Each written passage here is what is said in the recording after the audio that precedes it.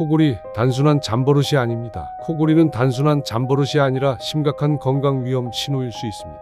코골이로 의심할 수 있는 7가지 위험 신호를 말씀드릴게요. 1. 수면무호흡증. 코골이가 갑자기 멈췄다가 다시 크게 이어진다면 폐쇄성 수면무호흡증 OSA일 가능성이 높아요. 수면 중 반복적으로 숨이 멈춰 뇌에 산소 공급이 끊기며 심장과 혈관에 부담을 줍니다. 2. 아침에 머리가 무겁고 피로. 충분히 잤는데도 개운하지 않다면 잠자는 동안 산소 부족으로 뇌 회복이 제대로 되지 않은 거예요. 만성 피로, 집중력 저하, 기억력 감퇴를 유발할 수 있습니다. 3. 고혈압, 부정맥, 심장병. 수면 중 산소 부족은 교감신경을 과도하게 자극해 심장박동을 증가시키고 혈압을 올립니다. 심장병과 뇌졸중 위험이 2에서 3배 증가해요. 4. 비만과 턱 구조. 목 둘레가 굵거나 혀가 두껍고 아래턱이 작으면 기도가 좁아져 코골이가 발생해요. 특히 비만한 중년 남성에게서 많이 나타납니다. 5.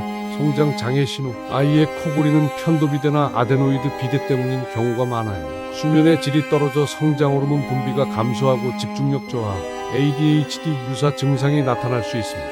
6. 치매 위험. 수면무호흡증을 방치하면 뇌연류 장애와 만성 저산소 상태로 인해 장기적으로 인지기능이 저하되고 치매 위험이 증가합니다. 7.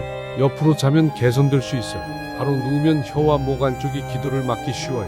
옆으로 자는 자세, 체중 감량, 금주가 기본적인 개선법이며 필요시 양압기 CPAP 치료도 고려해 볼 수 있습니다. 코골이는 뇌와 심장을 공격하는 침묵의 질환입니다. 그냥 두면 수면무호흡이 치매, 심장병, 뇌졸중으로 이어질 수 있습니다. 방치하지 마시고 수면 클리닉에서 정확한 진단을 받으세요. 구독과 좋아요는 힘이 됩니다.